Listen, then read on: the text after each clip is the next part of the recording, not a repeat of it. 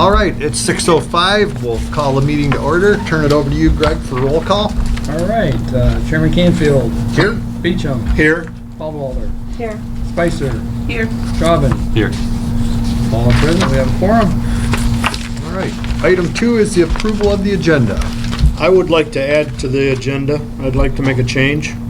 Under action items, number B, I would like to take action, have a discussion. I know that the manager in his pre-packet was going to discuss the burial depth, but I would like to put that in as number B,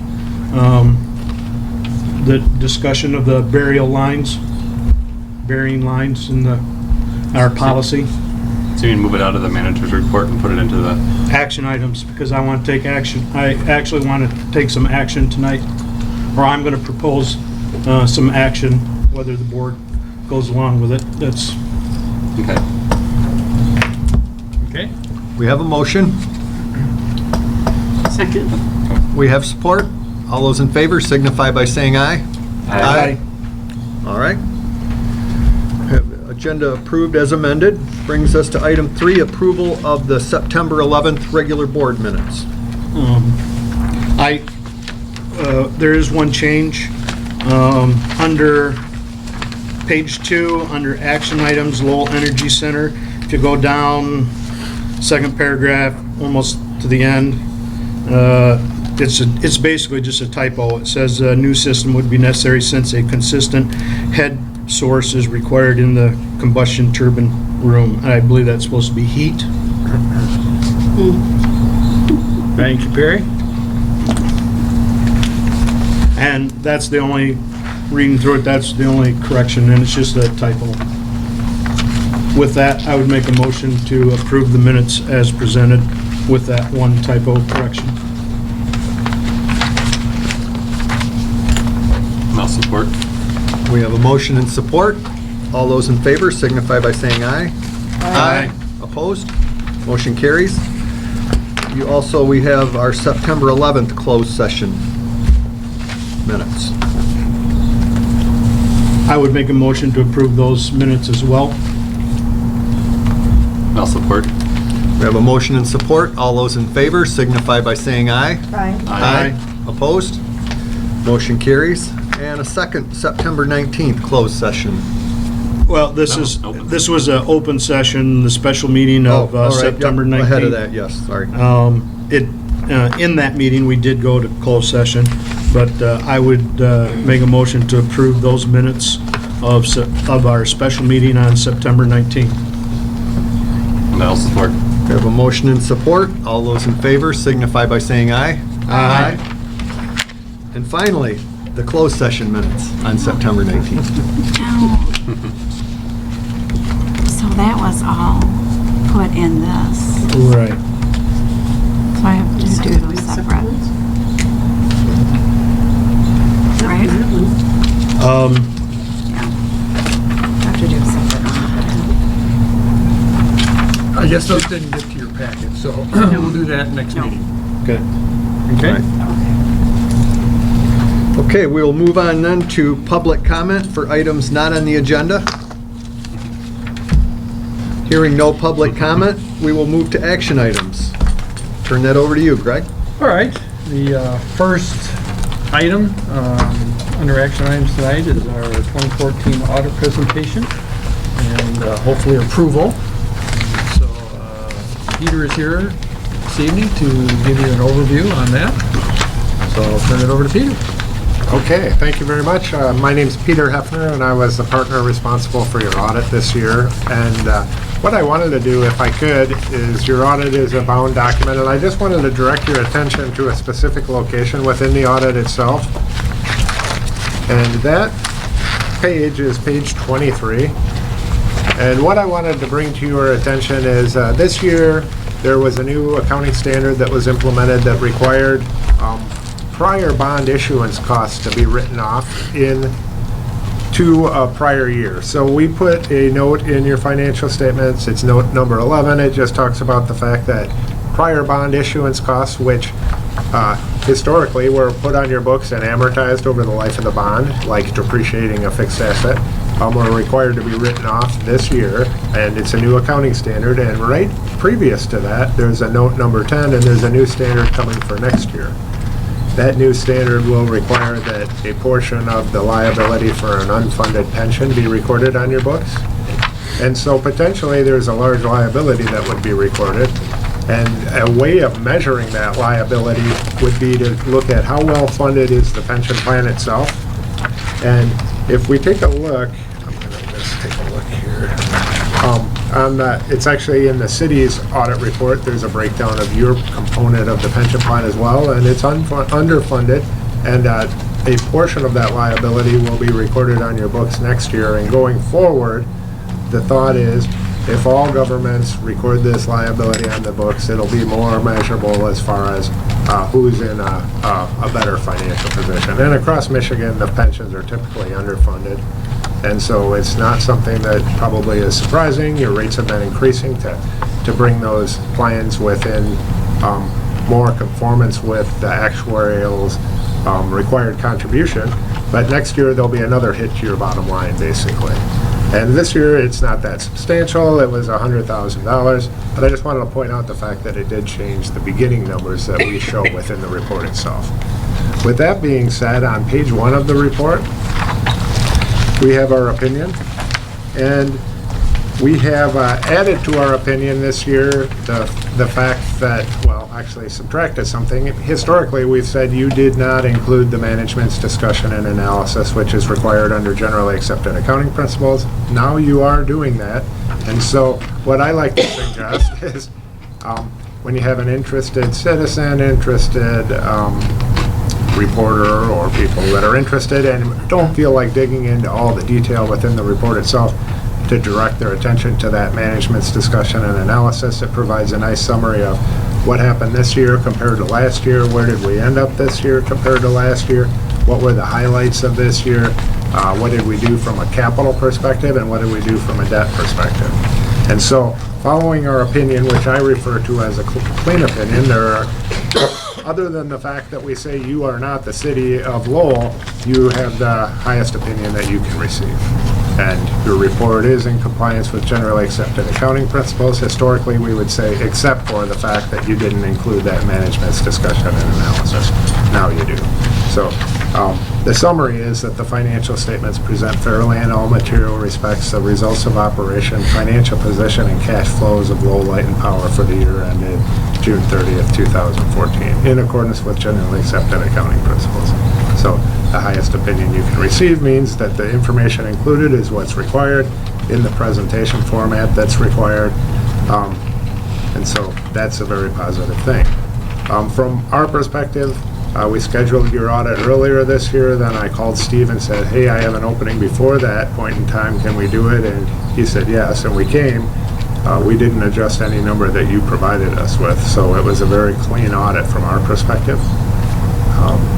And we also provided a letter to the board that talks a little bit about our responsibilities and your responsibilities. And the item that's included here that is of importance is on the back side, I feel, and it's that same note about this new pension standards coming down the pipe. Other than that, we didn't have any suggestions for you to consider.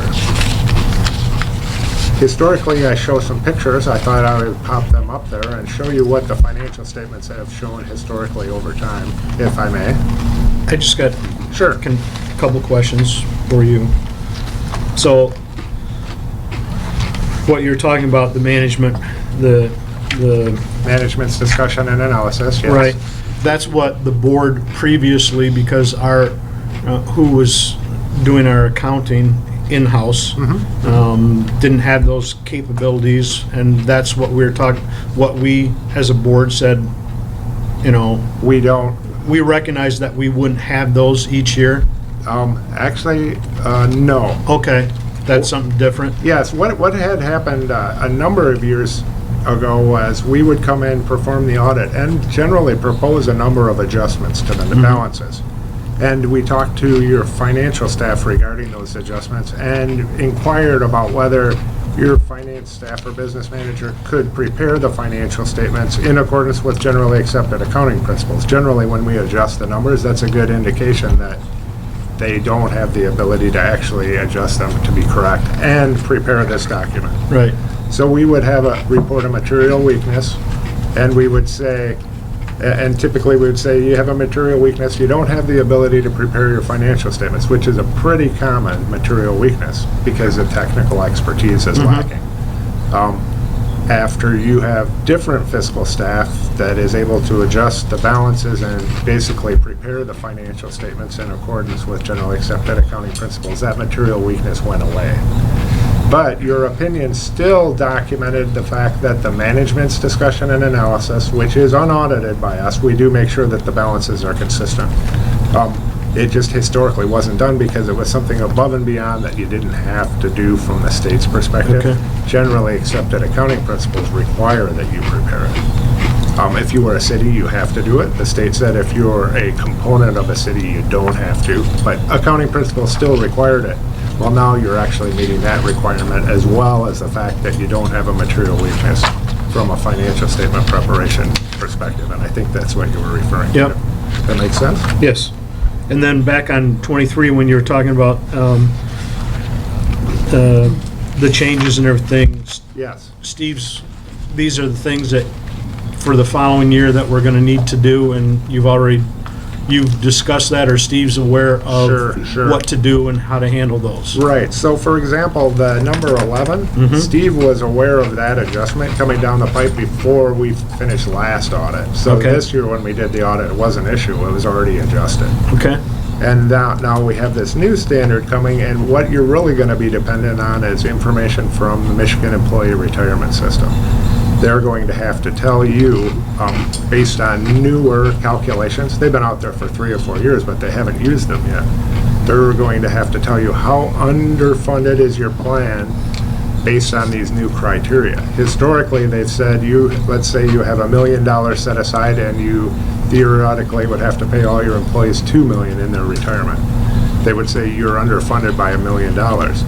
Well, MERS is actually valuing the assets not at market value, but at a smoothed market value. So when the market went down, those assets still stayed up here in MERS eyes. Now they're going to have to value your investments at market value compared to what you would need to theoretically pay your employees for their estimated lives.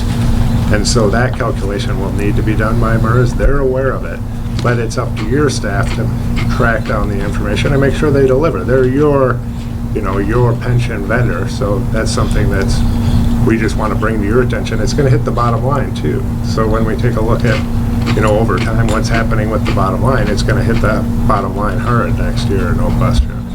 Okay. Peter, when you said a portion of it, do you know what that percentage is? Does it ramp up, or where does it It's start? not something where you amortize it, it's just a matter of how it's calculated. Okay. So, for the most part, they're going to hit you with the underfunded amount. But the way that it's calculated, you have to follow a specific actuarial method and specific assumptions. So I don't know that I've seen a calculation from MERS. I have seen it from the Teacher Employee Retirement System, and theirs is severely underfunded. And they cost share, where you have your own plan. Right. The teachers share their plan across the whole state, and theirs is severely underfunded. I mean, I'd be surprised if there's many schools in this state that won't have a deficit bottom line after that pension number's added. Can I show you some pictures? Please. So really what we look at more is just historical data, and I know that you see financial information every month, and your staff is monitoring it, so if you want me to go real quickly through, I can, but this just gives you a picture. Revenues are up, expenditures are up even more, and what's going to begin to occur is you have this newer construction that's coming online, it's going to be depreciated, and it's affecting that blue bar. Also, obviously, the cost of power and things of that nature, and you're buying more power that's actually not the cheapest power, but renewables. Here's just a picture of where the dollars actually go to. It's fairly straightforward, mostly purchase power, and we break that down into a little bit more detail. But what I find interesting is when I plug these in, I can see the data over time. So I can see what's happening with, like, for instance, generation. You're putting more effort into that area, where for a few years there really was not a lot of costs at all.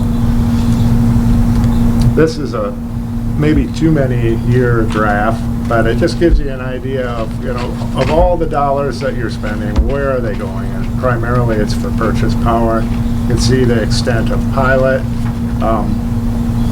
I don't know that there's anything out there that, everything is pretty much straight line except for one line, as you can see. It's the cost of power and the fact that you're selling more. Here is the picture of that element, just purchase power itself, and it gives you an idea to what extent are those investments through the MPPA, right? Campbell or Bell River, to what extent are those the costs that we're experiencing? And there's something very interesting here, and I work with several electric utilities. I'm actually working on another electric utility this week.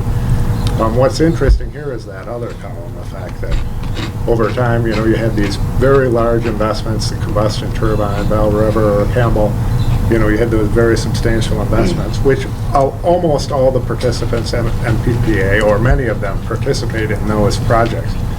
You have this other, and my thought always is hopefully you'll be able to control that more when you have your own generation capacity, where now you're going out to the market, or to some extent that's actually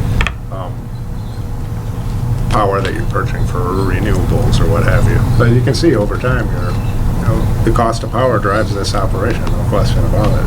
I'm going to just go backwards. Yes. When you look at these visually and you're looking at the cost of purchase power, I just want to make it clear that it does not include the dollars that we're spending on our own generation. Right, until you run it, your generation. Then they could be a component of this. They would end up in generation. We should probably show that when you actually begin to generate something of substance. Exactly.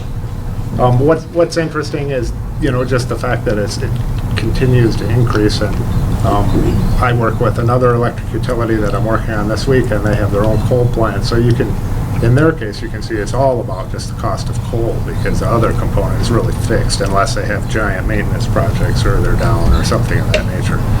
But just kind of interesting, like after being out at your generation facility several times this year, I'll be interested to see what happens with that other over time. And then here's just a picture of what's happened in your net assets. So this is the bottom line. We say net assets rather than retained earnings. A business might say what's happened to the owner's equity or something of that nature. Here we're saying just what's happened to the bottom line net assets. And you can see over time, we've been able to keep that positive for a 5-year period. And I think if you go back 6 or 7, I think there was years of losses at that point in time. So those are positive things. From my audit perspective, I don't audit whether you make money. I audit whether you report it properly what did occur. But that's always something that's a bonus. I'd be glad to answer any questions you have. It went very well from my perspective, and hopefully from your staff's perspective. The earliest we've ever done it, and the cleanest I've ever seen it. So, with 0 adjustments, so that's very positive. Way to go, Steve. That's good. Nice job. Thank you.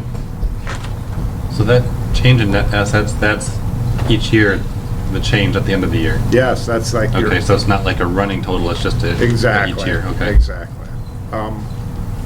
And we could, maybe what I can do is I'll make a note to next time show you the components of this over time, because there's an investment in capital assets, which I would suspect is increasing every year. You're taking that earnings, but it's going right into capital. Okay. Net of debt, so you're actually funding capital with cash flow, which is not necessarily always the case. But I can break that into a couple of components for next time and show you more of a line graph, and it might be helpful too. Yeah, that'd be helpful. The other one I had a question on, I think it was this, back a couple, that one, after the pie graph. Were there any trends in those small things? Just it's kind of hard to tell. Right, because They're dwarfed by the purchase power. The one thing I would point out is if you take a look at that green one, which is administration, it's up a lot, and it's hard to see it, but I noticed it when I was putting it in there. So I actually went back and I said, what is this? But what it is you have administrative costs which picks up all of the benefits. And so if you look at that administrative cost, a large component of it is benefit costs, and it's something that I'm not sure anybody can actually control. It's just constant march up as pensions go up and insurance and things of that nature. But that's the one that when I was plugging it in, I noticed dollar difference, even though it's dwarfed by the... So that would be the Okay. one. You know, some of that, when you get to depreciation, it's really, you've already made that decision years ago, you know, to buy this piece of equipment, Right. and you're going to experience the depreciation until it's done. This year, we did write down some of the equipment in this building that was all decommissioned, down to the value that it would be sold for. But it wasn't very substantial from the perspective of showing like a separate line or something of that nature. Anything else stick out to you? I think that's what I noted.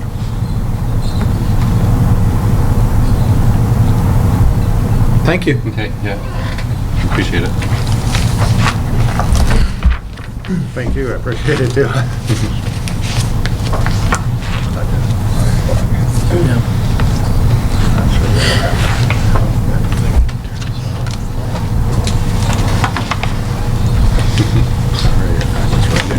didn't even think of it.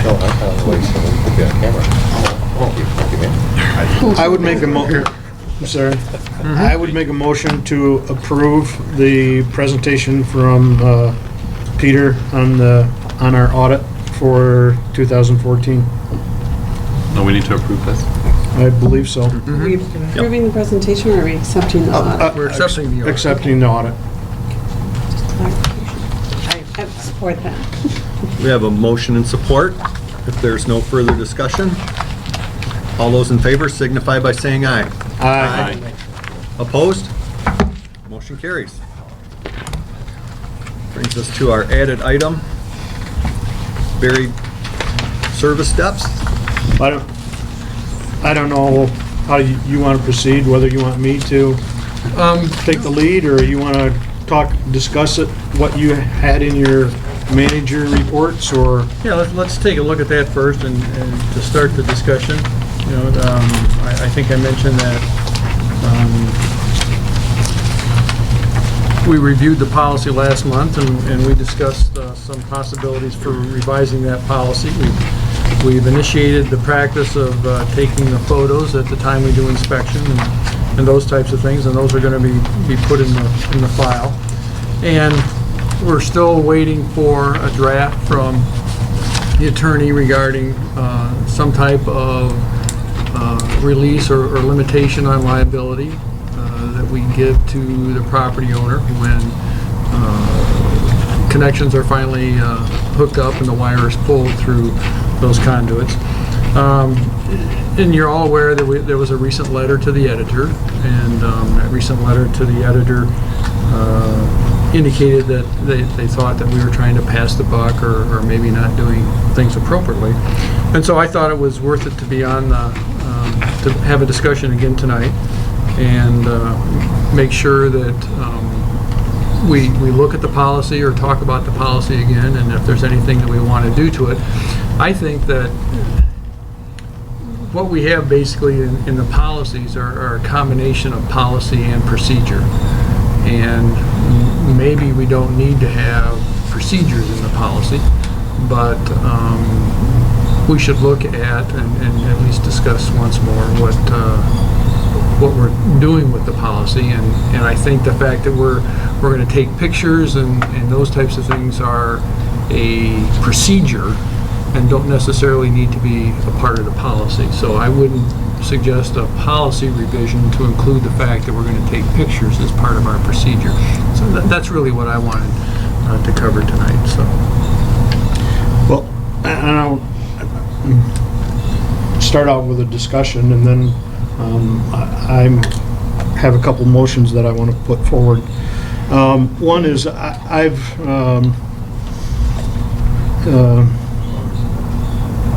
gone through several different sources, National Electric Code and also the National Electric Safety Codes.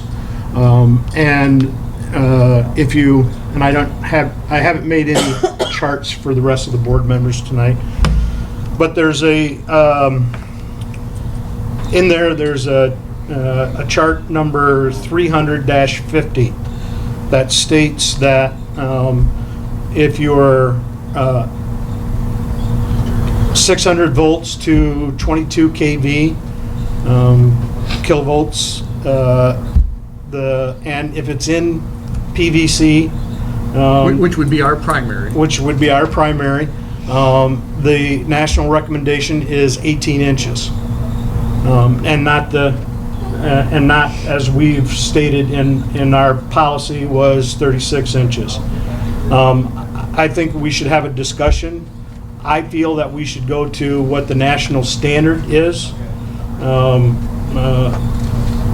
and meet those. I still, now national code, you can bury those lines without being in PVC at ones, there's different heights, but there's a 30-inch range, there's a 36, etc. I would, when we get further into discussion, I would propose that we continue continue for Lowell Light and Power to have have it in PVC, or you can also use rigid. If you use rigid conduit, metal rigid conduit, you only have to be 6 inches deep, and that's all through the code. It's all one. One piece each. We've been out. We've been out Lowell Light and Power several times, and I've gone out It's the same on the back. with them, and we have a device, a measurement device that electronically measures the depth. Gone through, and I know that it's been reported in the city council and different things that comes up with 14 inches. Well, everywhere that we have gone and tested that, it's at 19 inches. Now, if you go back to where the elbow is, and if you go to the code, going up the pole, it has to be encased, but you're gonna have a 90-degree bend, and at some point, when you go down, if this is at 19 inches and it's coming down, you're gonna have a bend that, I'm not sure where, that measurement has been put out there, 14 inches. Everything that we've determined that it is 19 inches. It meets the national standards. It doesn't meet what we had in our policy of 36 inches. I want to hear from the rest of the board, but at some point, I feel that a motion. I want to make a motion to go by the national standards. Can I just make a Yep. point of order? Yep. More or less. If you're making a motion to make a change, we should have the motion on the table before we have the conversation. Okay. So if you want to propose exactly what it is you're proposing, then we can have the conversation about what it is you're proposing. If there's two separate motions, can we take them one at a time? Well, first of all, we're just having a discussion about our policy. I know, Yeah. but he's talking about proposing a change. Right. So I feel like point of order is we really should have that on the table before we have the conversation about the policy. Okay. So a proper Robert rule of order. So, that's all. And if that's, Well, I think we need to have our discussion first of what our policy has Yeah, been and where we're going. One of the things that I wanted to mention was we need to recognize that there's a difference between what the national code recommends this depth for. This depth is set as a standard to protect the wire and the long-term viability of the wire as a source, as a conductor for electricity. And so it's really based on, and those depths are based on, what is the surface use over the top of that buried cable. So if it's buried cable that's what we call direct bury, then the depth has to be deeper because of surface activity. If it's in plastic conduit, then the National Code says it doesn't have to be as deep. If it's in steel or galvanized, then it has to be even, or can be even less deep than that. So it's really based on the surface use.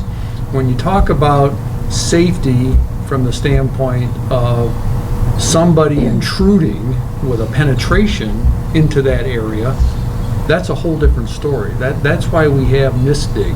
That's what the misdig process is for the safety of individuals who might be penetrating the ground and get close to or hit one of those. So we really have two different things that we're talking about here. So I just want everybody to recognize that the safety code that we're talking about and putting in at depths and all of that type of thing is really a function of making sure that the wire stays safe and productive and viable for the 20 years that it's going to be in the ground.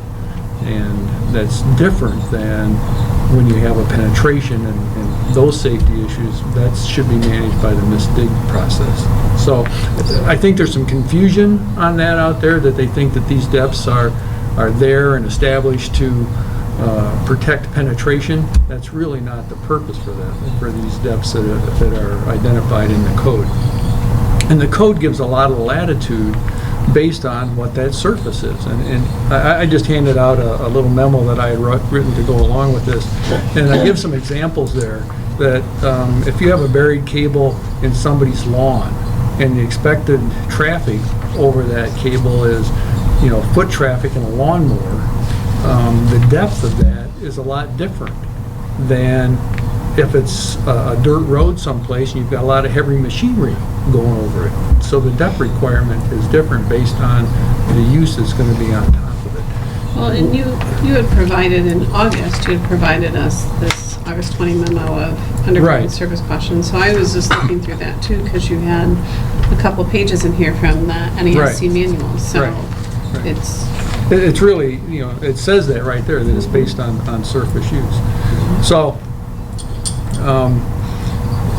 it also goes on to say in the National Code that if you're under concrete or if you're under asphalt, you could be as shallow as 6 inches. Again, because it's to protect the long-term viability of the cable that you have buried. So you're not, the purpose of these depths isn't to protect it from being dug up or struck or anything. It's to protect it from shifting dirt that would cause a kink in the line or there's guidelines something about not having rock and rubble in the bottom of the trench when you fill it in and those types of things. And our policy was really designed, I mean, yes, we use specifics. We use the numbers that were in the National Code as a guideline in our policy. But those guidelines were for direct buried cable without any conduit whatsoever. And so the conduit that we use is an extra protective device. The tape that we put over the cable afterwards is an extra protective device. None of those things are required by National Code. And our perspective was, when we established that policy, that by suggesting those depths and recognizing when we do inspections and recognizing that there's always going to be some final grading happen, that we should be covered, so to speak. That when the final product is there and completed and final grade's been done and the grass is growing, anything that's happened on site, we're still going to be within the National Code for depth. Well, and all the settlement and everything. And it does state in this NASC manual that you provided that, lesser depths may be used when supplemental protection, like the duct and the conduit that we use. So I agree with Perry in that I think we've made it way too complicated for ourselves. And if our policy just simply stated that we will meet the National Code, meet or exceed the National Code, we'll continue to use conduit or whatever, I think that's probably sufficient.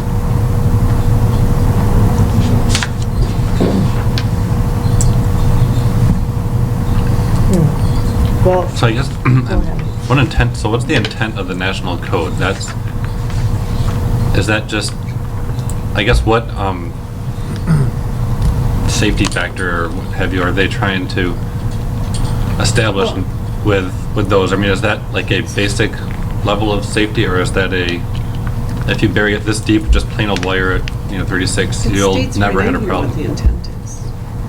It says it right in here. Shall be sufficient to protect the cable from damage imposed by expected surface usage. I mean, it states that right in here when it talks about depth of burial in the NESC manual. Yeah, well, that's what I'm wondering though. Is there like a safety factor as part of that? I mean, when they say expected, if you put lines under a driveway, you're expecting cars, and one day someone's driving trucks over it. That changes just the expectation. So how much was there a safety factor built in to say, you know what, things change, or is this kind of the bare minimum? And again, I think I mentioned this at the last meeting, but I know the FAA has told me in my business that FAA regulations kind of provide a basic level of safety for an aircraft, and they kind of expect manufacturers of airlines to do more than that because we have a higher standard in our country than expectations. And that's where I'm kind of getting at. I don't know what those standards are, and how that compares to FAA. I mean, it's apples and oranges in some regard, but Right. And I don't know what the tolerance is or what the variability is in their standard. I mean, they don't publish that anywhere. It's just said as a basic standard, and our policy has always been to meet or exceed. And I think as long as we do that, we've done our due diligence. And on the back side of this, it gives what Perry was talking about, some of the, and that's a compilation from a number of sources to get different levels of flow of electricity through the cable, what the expectation is. But I think, addressing your question, it does state in here multiple times in this 2 pages of the NESC manual that you provided that sufficient to protect the cable from damage imposed by expected surface uses. And it's mentioned different times and it's written slightly different each time, but it's, what's the surface going to be subject to in terms of load? The idea is to protect it, to withstand whatever that is. So.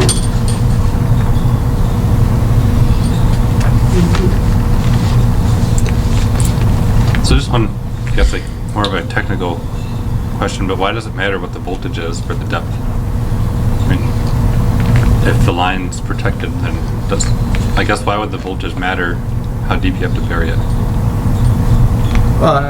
Maybe Tom has more information on that, but the higher the voltage,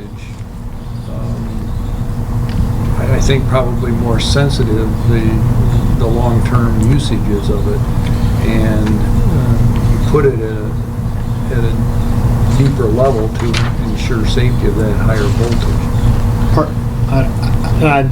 I'm not an electrician. I just have been, since this has gone on, I've been, yes, I've been on the internet at my house. And going through the NEC and reading different things. Part of it, again, this is just speculation on my part, because I don't completely understand everything that I'm reading, because you almost have to be an engineer. But part of it is because of the amount of voltage and what it's talking in there. Then if you're doing phone lines, there's a calculation, they have to be further away and this and that. So my guess is part of it is the higher the voltage. If you're going down deeper, then that buried phone line and everything is giving more separation, because they talked about there's a formula that, for other lines that are in there then have to be further away. So that I would guess that would be part of it. The reason why going deeper, the more voltage that you have is going deeper, so it doesn't interfere with phone lines, gas. I mean, there was a whole list of different things that you had to be further away from. So that would be my layman's guess. I mean, there's also a larger electromagnetic field. Right, the EMF is another. With the higher voltage. So again, that leads to what Perry's saying, and also that you would want to have it deeper so that the EMF is contained, so to speak, by the overcover. But then wouldn't they want like lateral standards too then so you're not interfering with other lines nearby? Well, there are lateral Yeah. standards Oh, there for are? other lines. Okay. Yeah. Yeah, because it even says in here what can be installed in the same duct, you know, Mm-hmm. so, yeah. I'm sure they have standards as to what can be near each other. And how near? Because it sounds like what you were saying, Greg, is that generally the higher the voltage, the more important the line would be. And so the deeper you bury it to provide additional safety factor. It kind of sounds like that's the rationale. And so, That's part of it.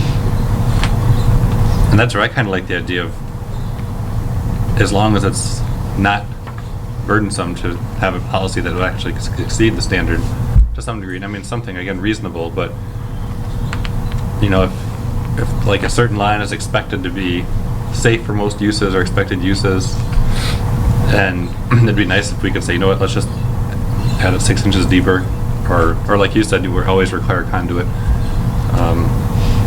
That just lets our system last that much longer. And I mean, to me, if we're trying to be a premier electric utility, that we would have a slightly higher standard.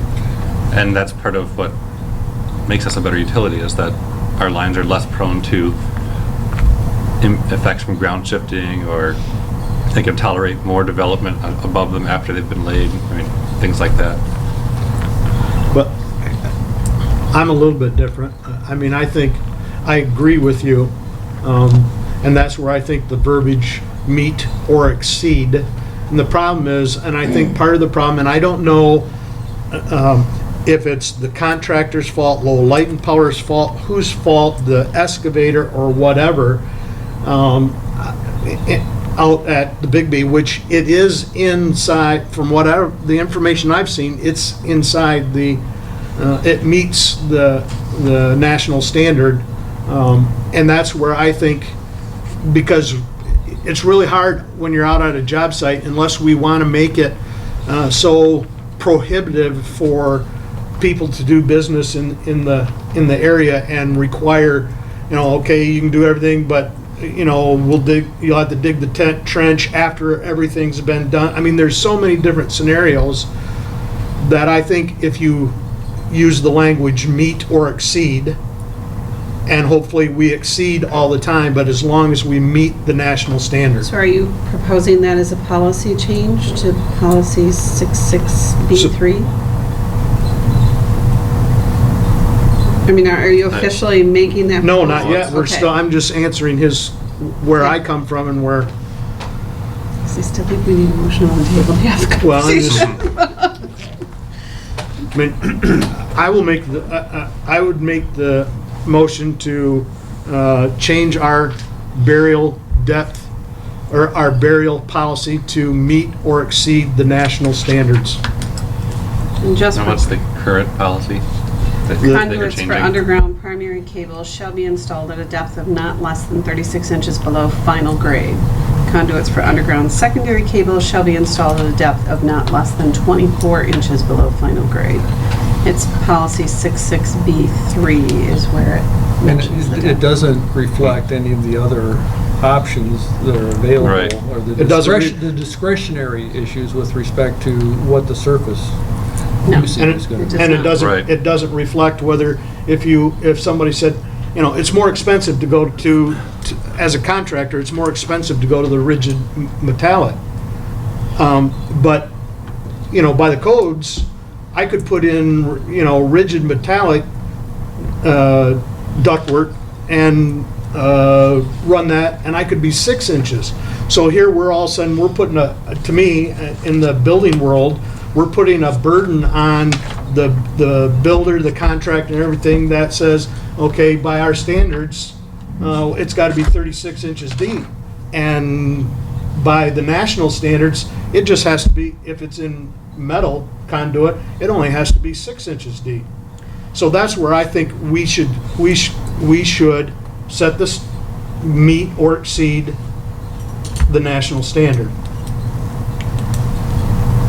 Right, but I mean, that basically says meet the standard. I mean, So we have a motion on the table. Not yet. I haven't made a motion. I'm just having this discussion with, Wait, didn't you make a motion to?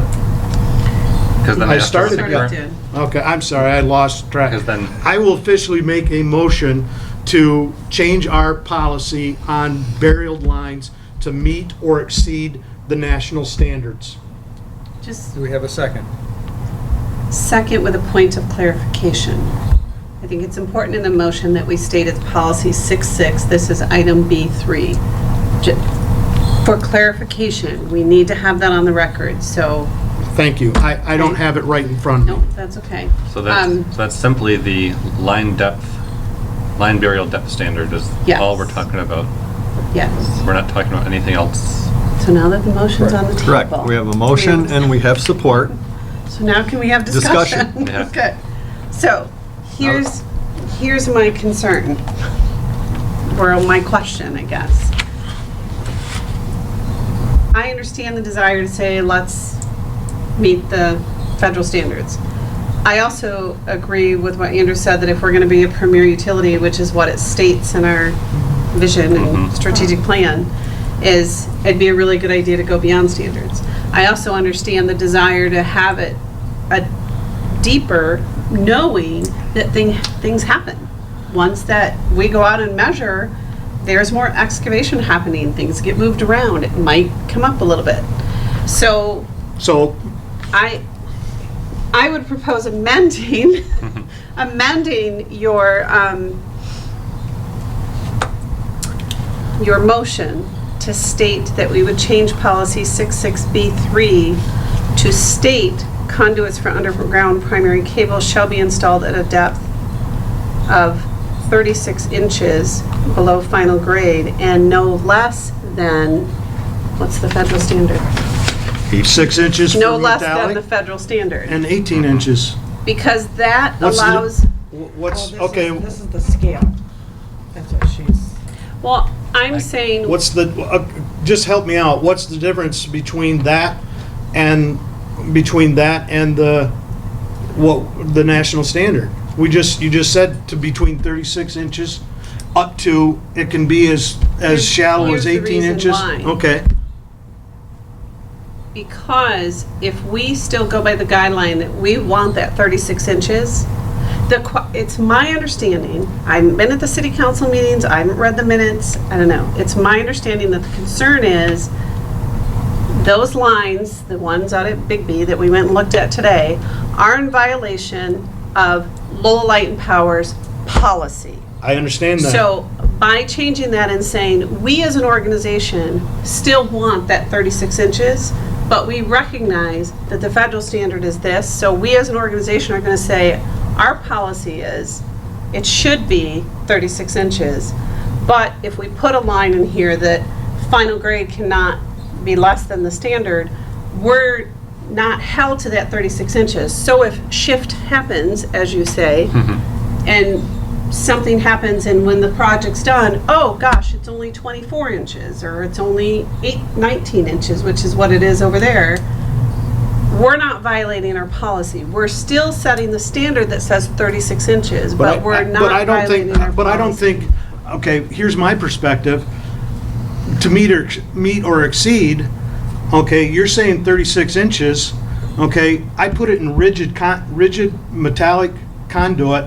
That says, so now instead of doing twice the amount what the national standard is, I'm going, so what am I going? Six times the national But standard? here's my concern. But that's what you're if we go out saying. and measure 18 or 19 inches, I think it is in But- here.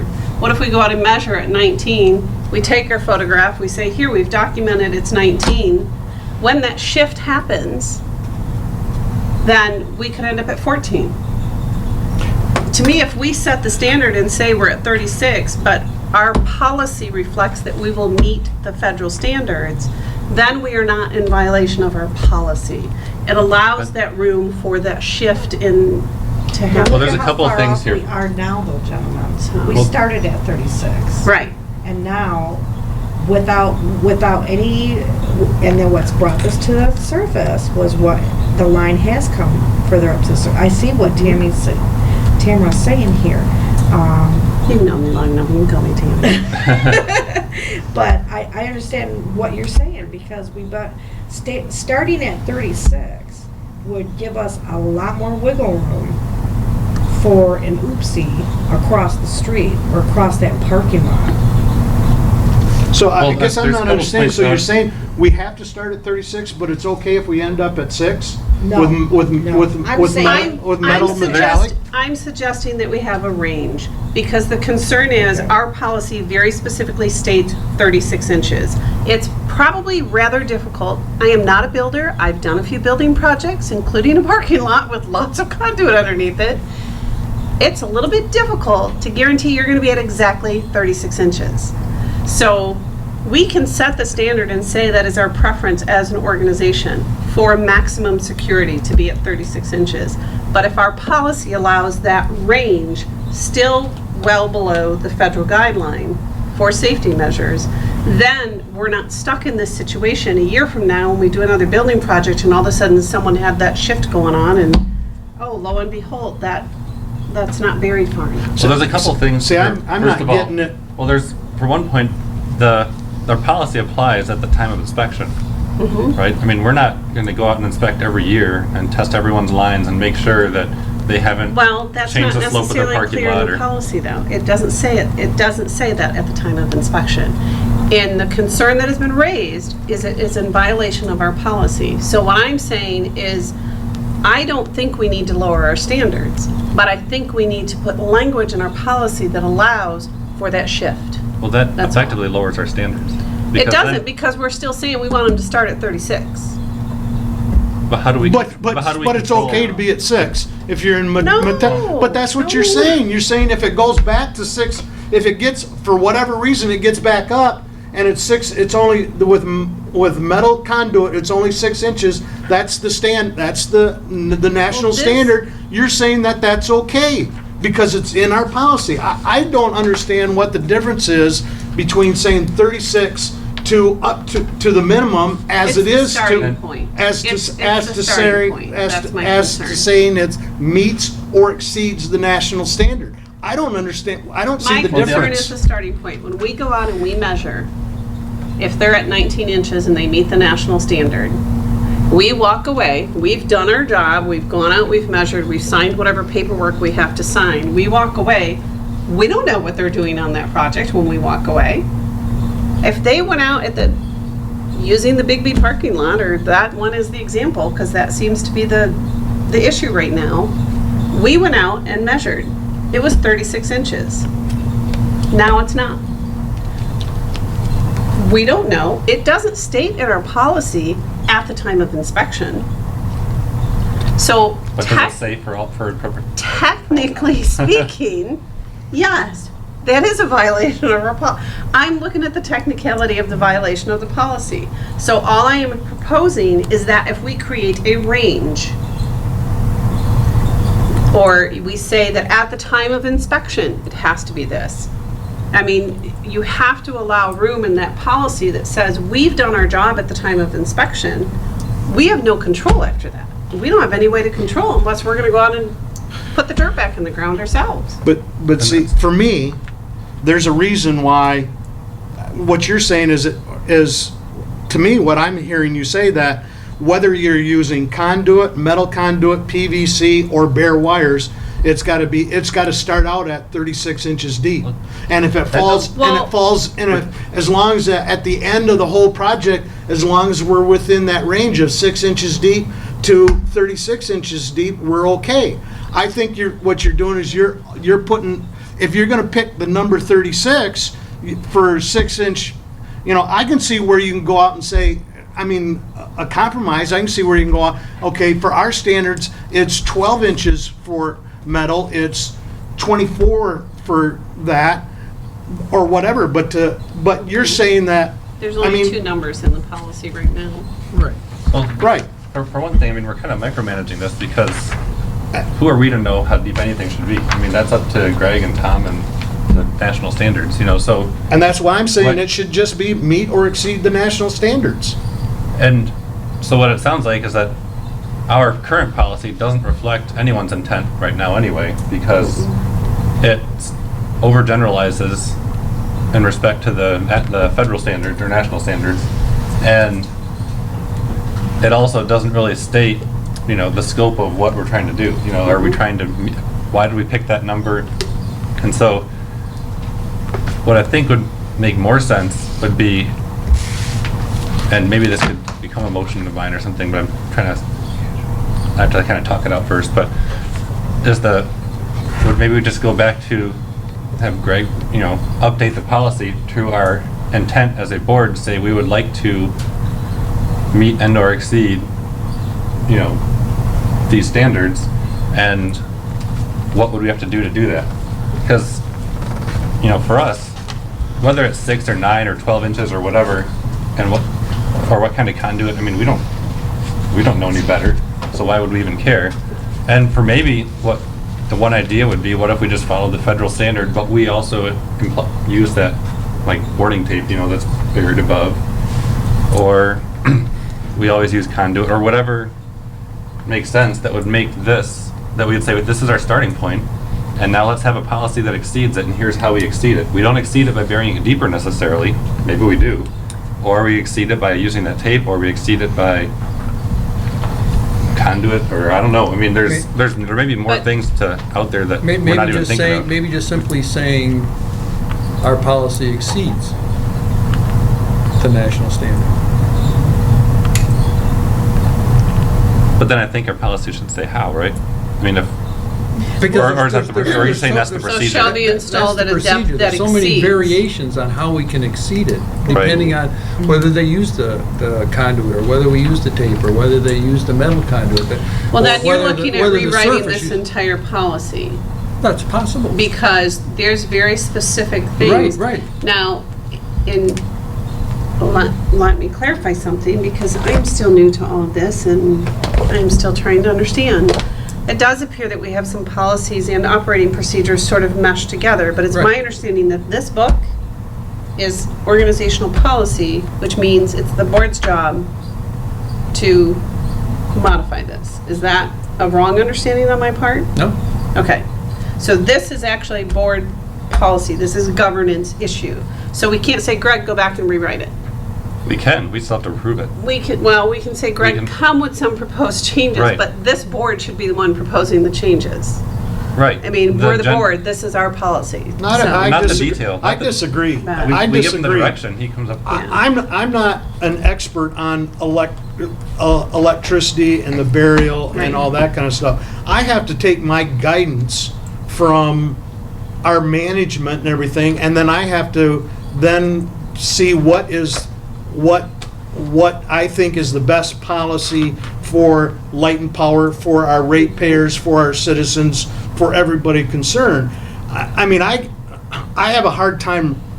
I'm not an electrician. I'm not completely understanding everything and what Tom does and what everybody does out in the field. I don't go out and travel with I go to a lineman's rodeo once a year, but I'm not out with the linemen and everything. I need their input to decide what Absolutely. policy, as But- compared to me directing, here's what I want you to do. I need their input. I know we need their input because they're the experts. But the point I was trying to make is this policy is the board's responsibility. Right, just like This the bu- is the board's responsibility. Right. I Just like the don't- budget, So- To Right. set We the approve the policy. budget, we Right. prioritize the budget, but we don't So, write the budget, so. and that's why proposing that we just say, meet the federal standards, does that mean then this, if you read this whole policy 6.6, there's all kinds of things in here about what has to be, what has to be, what has to be. Well, if you, And but my problem is, that's a very scaled down version. That's why I'm going back to the national standard, because there are, we're taking one little section of this. If you go further and read, the chapters on burial is 53 pages long. So all of a sudden it's like, you've got this issue, you've got whether it's going under pavement, whether it's a parking lot, whether it's a yard, so I'm just saying is, if we put in there what the national standard is, that covers what that is, because otherwise, I mean, to me, you're getting technical that, okay, that policy on burial should be 53 pages long, because it should take into consideration every little thing out there in the world. No, No, there's we're a not saying difference. that. You can say, you can do this policy in one line. You can get rid of everything in here and say, meet or exceed national standards. Greg and his staff then goes out and writes operational procedures. There's a difference between policy, which is governance, and operational procedures. He can put whatever he feels is necessary in his operational procedures. And I'm good with But that. right now, that's not the way our policy is written, so that's my concern. The question on the table, the question that has been raised in this community is, there is something that's going on right now that violates our policy. So that says to me, okay, first of all, there's been an issue raised, we have to look at what's the policy. Is this policy written in a way that's ambiguous? Is this policy written in a way that constricts people's ability to build in this community? Those are the two questions I think we should be asking. In a way, yeah, it kind of is. So the question becomes, do we change the policy, and then Greg creates operational procedures, and those procedures can include all these details if he wants them to, you know, based on what Lowell Light and Power staff feels is most safe. So I guess my question is, do you want, and we're still in discussion, do you want to have him come back, or I could just, for me, I could just have a one line said, you know, our burial thing will be to meet or exceed the national standard, period. And then have Greg, like you're suggesting, have Greg and Tom and our management and with our employees figure out what they're gonna do, as long as they meet or exceed the national standard. I think we'd want to have some insight into what more than just meet or exceed, because then, you know, based on whenever you say meet or exceed, you're basically saying meet, because everyone's going to want to do what's the least, without providing some further direction. And so that's where our policy needs to say a little more, to say that we need to somehow convey our intent that yes, we really mean exceed. There are some cases where we're only going to meet it because it's not feasible to exceed it. Well, let's define those. And so maybe when it comes to depth, we aren't going to exceed it. But when it comes to putting conduit in everything, that's one place where we're going to exceed it. Or putting those tapes in there is going to exceed it. Or maybe we're going to require a certain type of conduit that's a little tougher. I don't know what other options are out there, you know. And I think that's where it would be up to us to give the direction to Greg to say we would like a policy that exceeds national standards, and come up with one that does that. And part of those, but we're not trying to exceed in every case. If we just want to say exceeds, well then we have to make every one of these, 12 plus 1, 6 plus 1, 24 plus 1, that's how we exceed. I mean, that's not really the intent either. And so, Or plus 5 inches. well, that's what I mean, is that A scale. that's not really what our intent is. Our intent is just to say this is the national standard. Our goal as a premier utility is to do more than that. And what's the most efficient or optimal way to accomplish that? And that's what we kind of rely on the whole staff here to do, is to come back and say, here's our policy. We think we think we're best off being, I'm just kind of speaking hypothetically, or, as a generalization, but just 10% safer than the standard, or 50% safer, or whatever. You can't really measure that, but they might come back and, because maybe it's easy to be 50% safer than that. If it is, then let's do it. Maybe it's really hard to get much safer. Then, they have a good understanding of that. We just have to convey what's our intent and say we'd like a policy that is a little bit safer, a lot safer, more, whatever as a board we think that should be. But what's evolved here over time, though, is that the standards have provided more guidance Mm-hmm. than they did 20 years ago, Right. right? So there's more room for variation now than there was before. So if you say 50% better, as an example, and you're talking about Perry's metal conduit at 6 inches, Mm-hmm.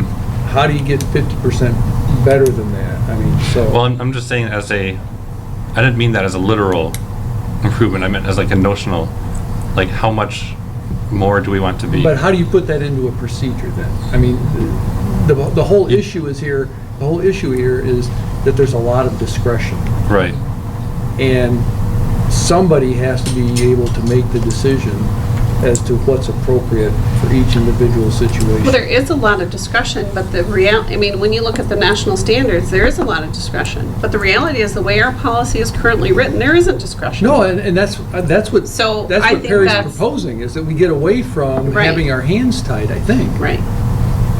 And not having the ability to work within the national guidelines and do what we're supposed to do. And I can tell you, as somebody that has been in the construction business for 40 years, that the codes are designed to be safe, and there's a margin in there already because they realize that you can't always meet the code, and it may be even a little bit less. So the numbers that they have in there are reasonable, safe numbers. And will protect the wire and the conduit. So, And I guess that's even where I would like to lean back on the staff for that kind of thing, is that, I mean, I don't know what, where these standards came up with. Maybe practice has shown that rigid metallic isn't that much safer than non-metallic, and that maybe rigid metallic should be 12 and non-metallic can stay at 12. I don't know, but Well, that, I mean, that's, again, it's getting back but to... I guess if you're in that logic, you can question anything in the, I mean, No, I'm not talking about questioning. I'm saying that they might know, let's say that for some reason, since that standard came up, that non-metallic conduit is now just as strong as rigid metallic, or just as effective, or whatever. So maybe our meter exceed would be that we would require all rigid to be at 12 and all non-metallic to also be at 12, just because we happen to know that that will provide the level of safety that we want. And now, do we really want to get to that detail? I don't know. I mean, it's like you said, when you're talking about these standards evolve, that's where I like to, that's something you're going to be more aware of, and having had this discussion, that's where I would prefer maybe a policy that says we will meet the standard at burial depth, but we're also going to include this warning tape as a bare minimum on top of that to provide one extra layer of safety. And again- Or if you want to require conduit for everything and bury the conduit at the conduit depths. And again, you get to the individual situation where they did use the steel and you're at 6 inches, and then you have to put the tape in on top of that, I mean, what's the point? The first Right. shovel's gonna hit the 6 inches if somebody's gonna be shoveling there. So, right, I think can't see how you can get to a criteria or standard that meets all Want to call the conditions. question?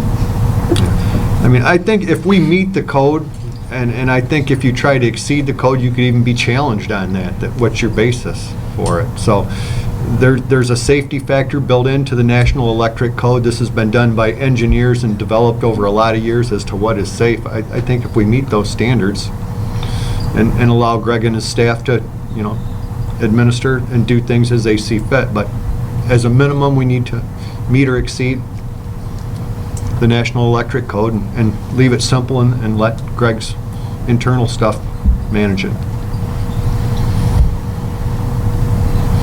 But we have a motion and an amended support on the table. So we're kind of headed in a couple different directions here. the amended support Well, is just what. my is amended just what never the- got a support, so it's Okay. just I just clarified that Discussion. policy 66B3, that's all. Okay.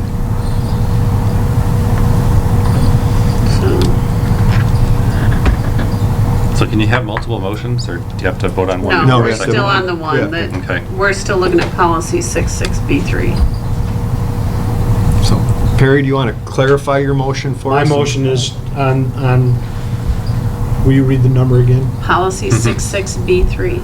66B3 is to meet or exceed the national standard. I'd like to support that. Okay, we have a motion and support.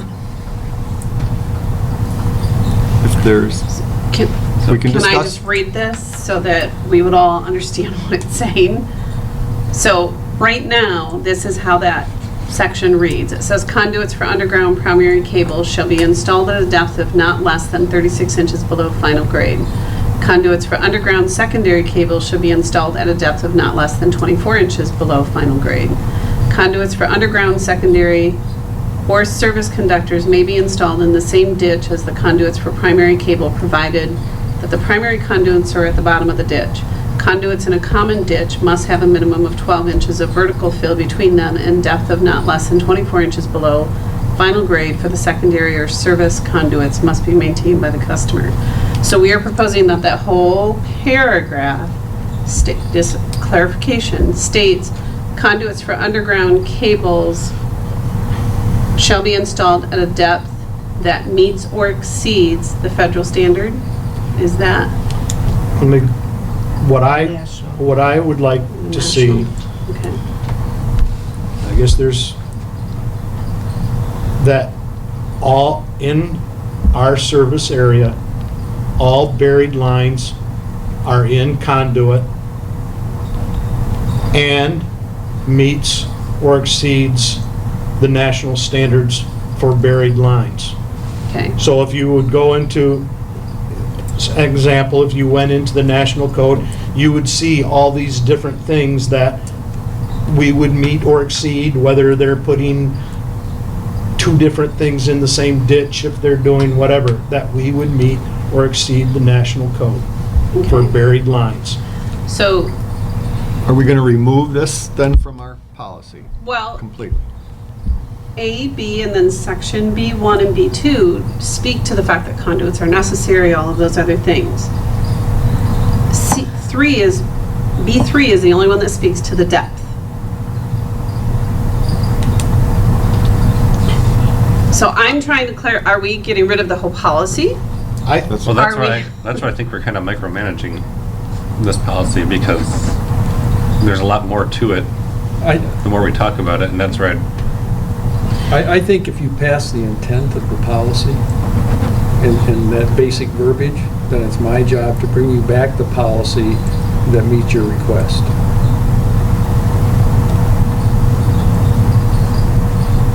Can I, And my can- nonprofit management, that's not correct. If you want to bring back a different policy and next month we look at a different policy, then we need to table this whole conversation and say, we're going to table this proposal. Next month, we're going to look at a proposed new policy. I have, well, that's, I have a problem. This has gone on, for me, this has gone on long enough. It needs to be taken care, and if you want to have a special meeting or whatever, it doesn't need to drag out another month with the city council and with everything that's going on with this issue. It needs to be, for me, it needs to be resolved tonight. Then we can resolve the issue of depth by simply changing 3 to be that one line. The conduits for underground cables shall be installed at a depth that meets or exceeds, what is it, the national standard or? National National guideline. NEC. Conduits for underground cables shall be installed at a depth that meets or exceeds National standard. national standards. so we're addressing this perceived safety issue by reducing our standards? That's what's being proposed. Well, it says meets or exceeds. Right, but But it's just then- weird that there's a citizen who's complaining about, But we're not reducing our standard. No, because that then still allows Lowell Light, this is policy, that still allows Right. Lowell Light and Power to create procedure that says, that's what this is a procedural document. Mhm. That still allows Lowell Light and Power to create a procedural document that says your lines have to be buried this deep. right. That But it also allows them to create one that says you can bury it 6 inches deep. It does, but that's where we have to trust our Right. leadership to be doing their job. I mean, Right, I'm saying, I think mean, I we trust understand Greg the to- logic there. I'm just Yeah. saying that, you know, some people in the public are gonna say, hey, you just reduced the standards because now you're allowing a lesser burial depth in some cases. But it's in a. Which doesn't, to my mind, that doesn't impact safety, because as long as you've got that meter exceed mentality, then we're fine. But Right. again, like I said, someone's gonna come back and say, well, you just reduced I it. agree wholeheartedly with you. I am simply trying to understand what the proposal is that we're putting on the table in terms of a motion. I want to understand make what a- we're proposing for the motion. I have a, Is there such thing as like a counter motion, or can I make like a You Well, can we have to ask vote on amend it. We have to Motion vote first first. before we can even have another Or motion. you can ask to amend the motion before you vote. Could we amend the motion then to say, could we direct Greg to come up with a meet or exceed policy in line with what we discussed for the next meeting? Because if, like you said, if there's this issue going on, well, if it takes another month, it's not gonna, I don't see what changing that paragraph tonight is gonna really do, you know, over the course of the next month. I mean, maybe it's gonna give, you know, someone one more letter to the editor to write or something, but we're addressing it, and it's not, we're not jeopardizing anything by not changing, because we all are aware of what's going on, so it's. We're you're reviewing our proposing that we policies. table- We're reviewing our policies, and they meet or exceed is what's proposed, the National Electric Code, which that our see, that's engineers good. and people that spend a lot of money to decide what the safe way and the proper way to do this is. And Okay.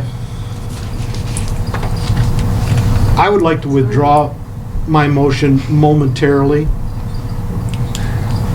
I mean, I mean, I'll bring it back up, the motion back up, but I would like to withdraw my motion at this So moment. you're saying you want to table it, or?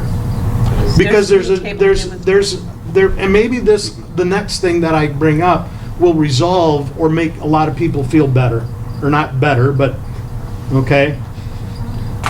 So, are we okay with me? I don't know withdrawing the what, I don't motion. know all your Roberts procedures. What, I mean, what do I need to We're do? making a policy change. I'm sorry I'm being particular, but if you're changing a policy, it has to be very specific. You can't just say, oh, broadly, just go figure it out. We are the board. We are responsible for these. We cannot just say, go figure it out, Greg. It has to be very specific if you're making a policy change.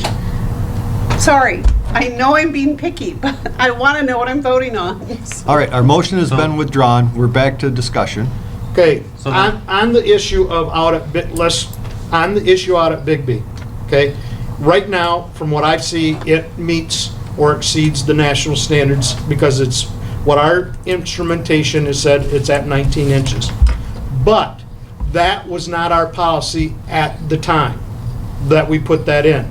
So I have a philosophical problem with changing something to meet something that we should have, whether it was Lowell Light and Power, whether it was the contractor, whether it was the city, whether it was the township. I don't know who's not meeting the 36 inches, okay? What I want to see us do at that particular site is actually, there's probably, I don't know, we've gone out and looked at it, other people have gone out and looked at it. There's a distance. I want to, again, because it's 19 inches, hand dig that up and encase that with 6 inches of concrete and be done with that. And so safety-wise, it's not just PVC, it's encased in concrete. Now, if you hear some high school kid goes out and puts a sign down or rams it in there, they're gonna hit an encased PVC that's in concrete. That's, But this policy is not to protect against mistakes. I know it isn't, but we're not we didn't meet what our policy was at the time. Right, but the intent of our policy was to ensure the health of the line going through and the longevity based on the surface use, right? And so, right now we're saying, well, that was the intent, we didn't meet it technically, but looking at it, leaving it the way it is, still meets the intent. And yes, we're gonna But adapt our then policy. you just came back 5 minutes ago and said, oh, then the perception out there that we've reduced the safety to the community. Well, I mean, the basic bottom line, it has nothing to do with the safety of the community. If you're talking about misdig, you're talking about, it's the reliability of the line, and that's the reason for the depth. It has nothing to do with safety, but you just said the issue is safety, and that's what's the council, one of the Yeah. members of the council is bringing up. So I want to address that.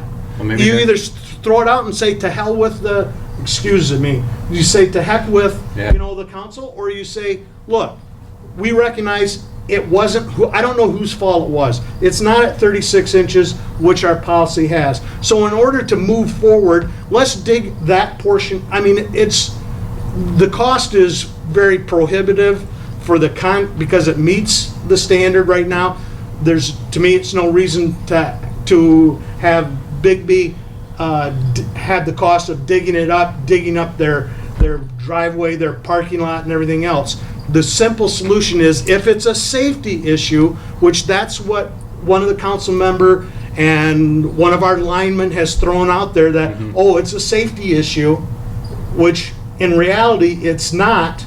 It's a line reliability, because if you call misdig, no line should ever be hit unless the machinery is malfunctioning, which it did at the BP, and it wasn't because they didn't call misdig. It was a malfunction of the equipment.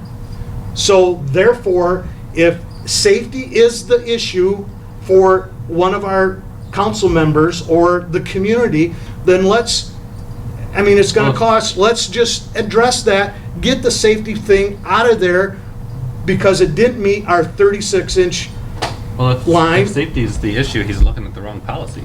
Well, Because I agree, this policy but I want to just move forward. I want to move forward and not have the community and everybody all upset if it means of just digging it up, spending $500 to $1,000 and encasing it in concrete, and then that whole safety issue is done. It's done. You don't have to worry about it. It's in concrete. You're going to have, in order to penetrate that, you're going to have a backhoe come and dig it up.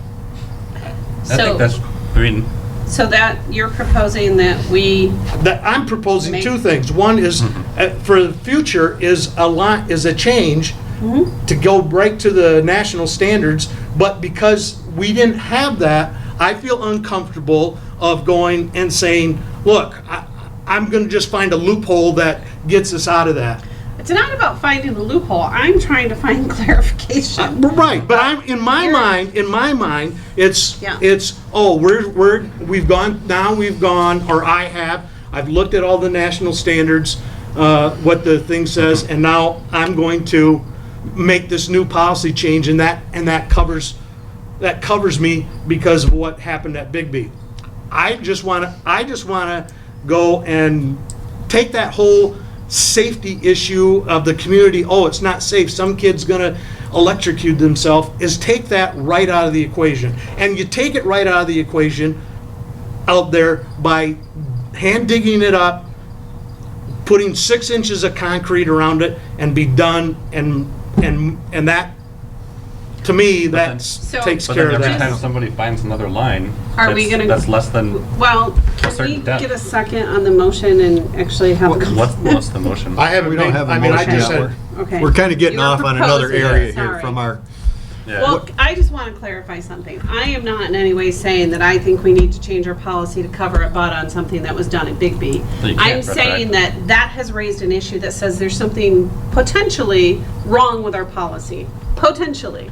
I don't know. It's not clear, or maybe because it has a very specific number, it's very difficult for contractors to reach that 36 exact inch. So that's my concern, is that our policy is prohibitive of people doing business in this community and in construction. Right. I mean, that's what our issue So, was pointed out, is that That's my concern, because it was my understanding, and again, I haven't been to city council meetings, I haven't read the minutes, but it was my understanding that was the issue that was raised, is there's a policy question. We as a board have the responsibility to look at the policy.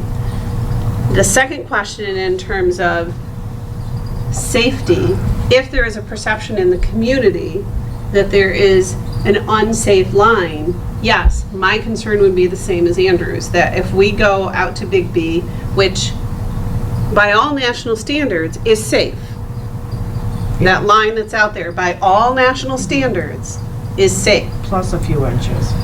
So, yeah, plus a few inches. There's a little wiggle room. So by all standards, that line is safe.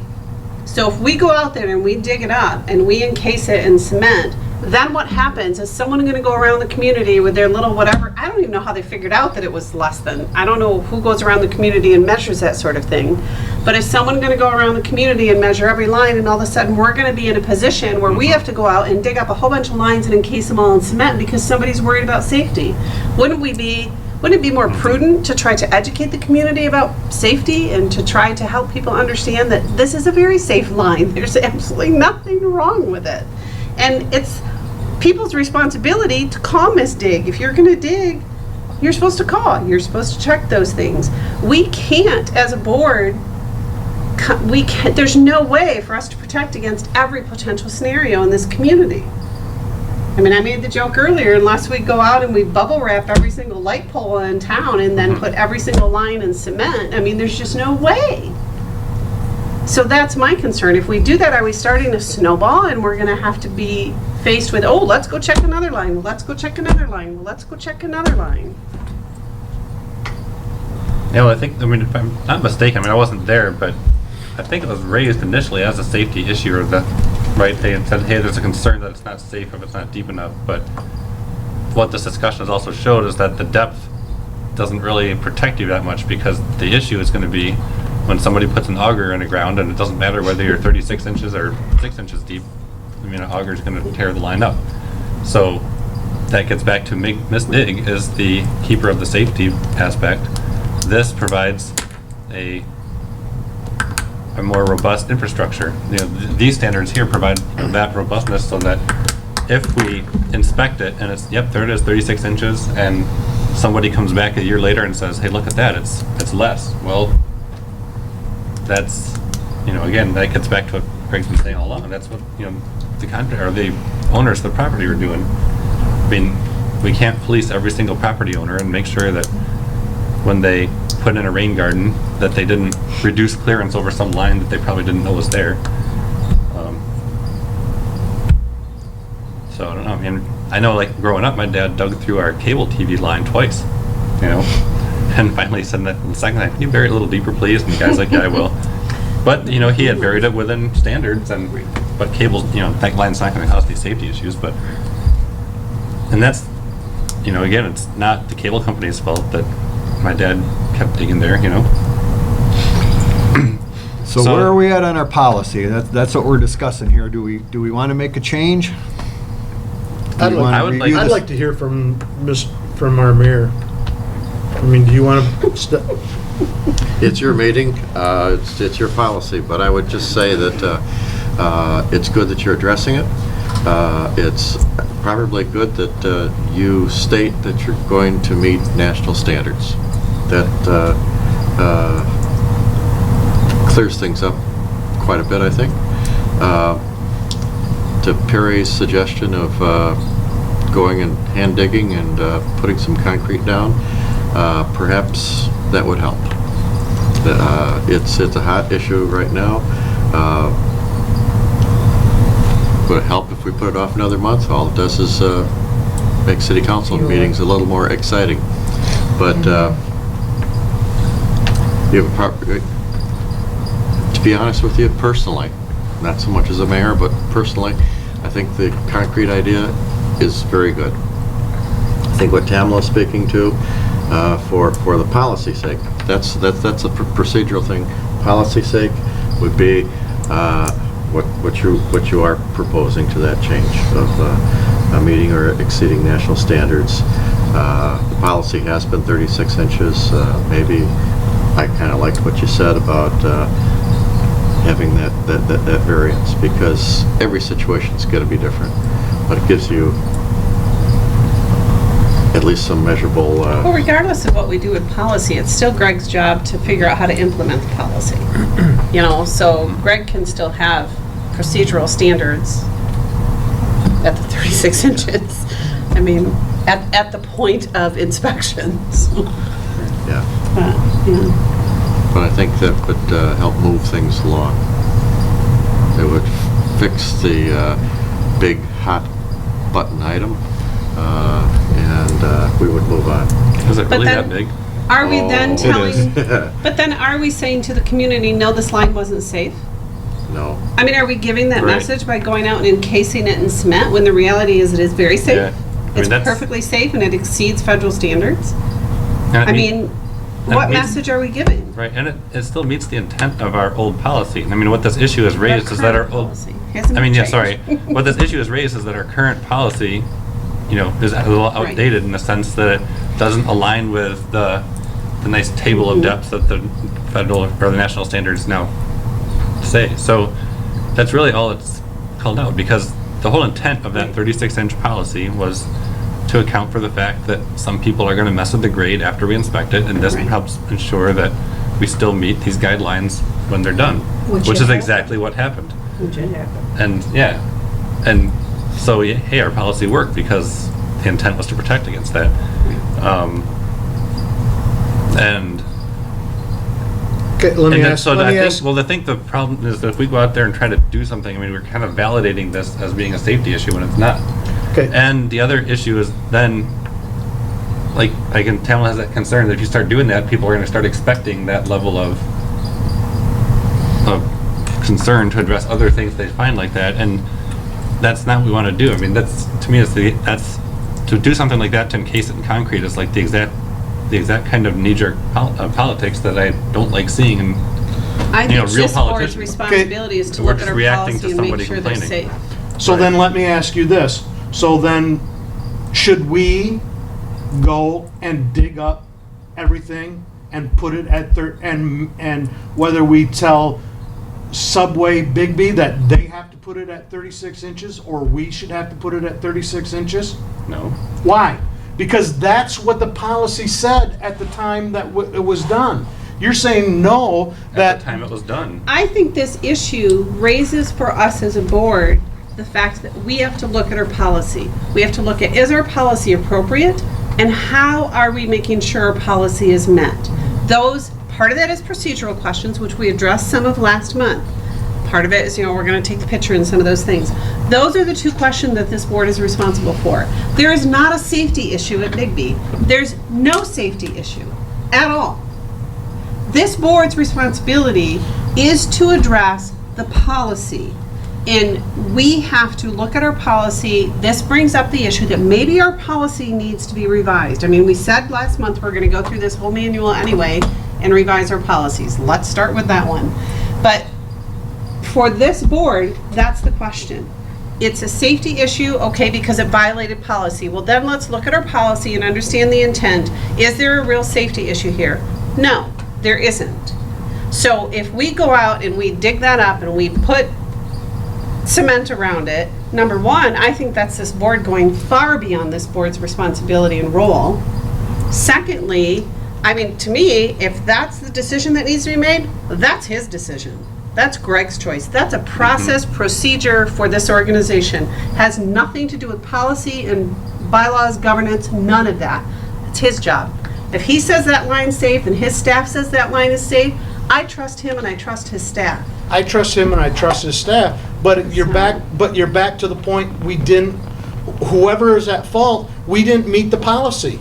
So That's you're fine. saying, but what I'm hearing from you now is that's okay that we don't meet the policy. No, it isn't okay. Well, that if we it don't meet the isn't, then we need to policy. dig it up and put it 36 inches, We because don't at need the to. time. Then Bigby does. But then are you gonna make that choice for every single business in this town?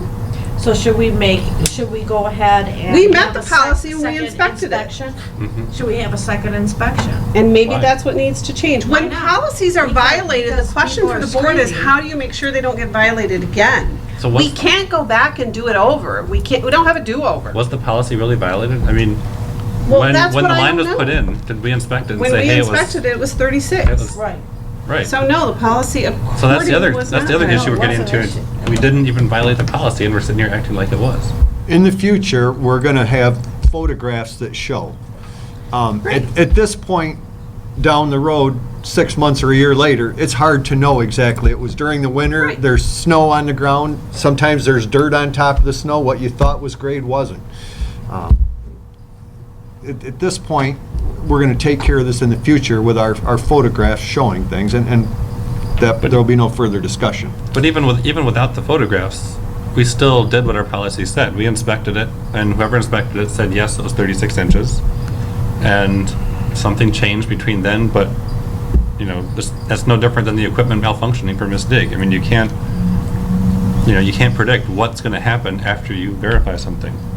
Now, I don't know how it would move 18 inches or what happened, or if the person who measured it read the wrong number, and I don't know, but we followed the policy. We met, someone inspected it, said yes, it was deep enough, and since that time, something's changed. And I guess in hindsight, and I guess in foresight, that's the kind of thing we'd want to understand how that happened, so it wouldn't happen again. But the policy was still met. That we inspected an installed line, it met our policy, and somebody has since, after the fact, come back and said, hey, do you realize this has changed? Well, you can do that to every property in the city and probably find something that's changed, whether it's with a gas line, or a water line, or a sewer line, or an electric line, or whatever. And if we go down that road, I mean, that's... I just feel like we're opening up a huge Yeah. can of worms. And if there was a safety issue, then yeah, I'd say absolutely, but there isn't a safety issue. Yeah, I mean, as long as people call Miss Dig, they're not... And don't drive semis on their driveway, I mean... Okay, well, we probably meant beat for it. this horse as long as we need to. Yeah. So at this point, shall we look at, this will be one of the first policies we look at reviewing in the future, and Unless Perry's gonna go back and make a motion tonight to make that revision to the policy. He said earlier he took his motion off the table. Right, but he can make another motion. And I would make a motion to our burial policy to, can you give me the number again? 66B3. 66B3, that we, Here's my note ready. all burial lines will be in our area of service will be in conduit and will meet or exceed the national standard. Well, the conduit part's not part of 66B3, if I remember. that's in, Need a second before. right. But we have a motion. Is there any support? I support it. We have a motion and support that we will modify section 66B3, that all installations in conduit shall meet or exceed the national standards. If there's no further discussion, Just clarify, it's all installations in conduit, or all installations shall be in conduit? What was your... Say it again. You're asking me what? Did you mean to say that all installations shall be in conduit? Yes. Or that any installations that are in conduit shall meet a standard? No, all installations shall be in conduit. Okay. And that's already addressed in B1 and 2. Mm-hmm. It just reiterates it. But just, we have a motion and support.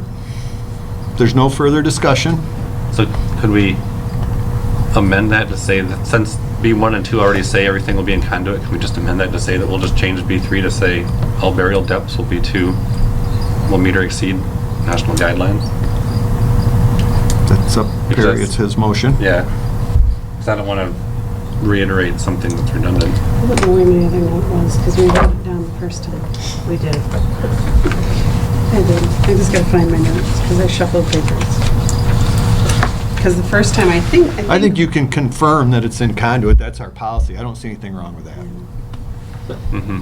so Yeah, all- I mean, I remember that from last time that our policy says that everything is in conduit. Whether you want to, I guess we're in discussion, whether you want to change it later or again or whatever, because we're talking about burial.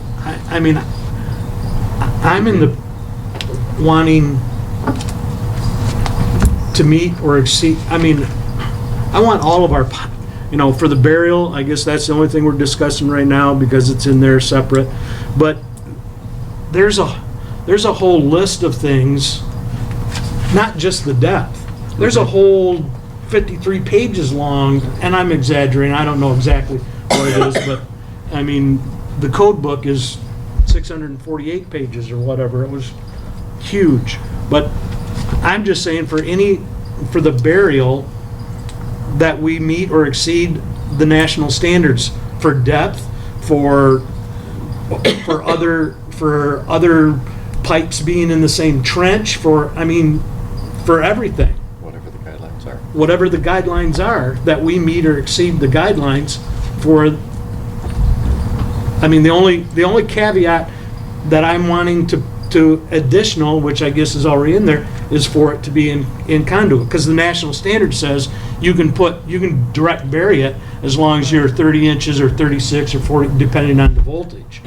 I'm just saying that one of the standards that we're going to exceed is we're going to require that all lines that are buried are in conduit. It already says that in here. What I'm saying, I mean, if you would just, I think our whole burial thing of lines, that whole chapter just needs to meet or exceed the national standard, because there's a whole list of other things in there besides what is Besides the depth. depth. Yeah, there's spacing and all that. So we're kind of getting back to the original motion that, from an hour ago or whenever. Yep. So we have a motion and support. I mean, that's basically the same thing that we motioned before, wasn't it? I just want to be clear what the motion is. Is it that all, That we meet or exceed all rules and regulations or all guidelines of the national standard. okay, but are we just changing B3? 66B3. Yeah. That's what we're changing. Which is specifically about depth, Mm-hmm. but we're not mentioning depth in your proposed change. To meet or exceed the national code. Yeah. Are we Which saying that depth? specifies No. depth. Okay. Well, then you're talking about changing the whole policy then. Oh, he's just expanding he's expanding. I'm sorry, I just want to know what I'm Okay, voting on. what we're He's- doing, he's- okay, if you flip that over, does it go on to more things about burial lines? Yeah, there's all kinds of stuff in here. It talks about, in B1, it talks about the fact that we have to have a Schedule 80 PVC or rigid conduit, except all elbows be constructed of rigid galvanized steel. There's all kinds of different stuff in here. Number 4 talks about, LLP representative must conduct an inspection, that there has to be ditches with proper routing, that there can't be large rocks. In number 5, it talks about primary, secondary lines originating from overhead and how those are dealt with. Then C goes on to talk about responsibility of pouring concrete transformer pads. I mean, there's a whole bunch of stuff in Right, here. so all you're doing is changing B3 and you're expanding the scope to include some of these other, So we're taking B3 and we're saying that all installations have to meet or exceed federal, which basically changes the entire policy. Right.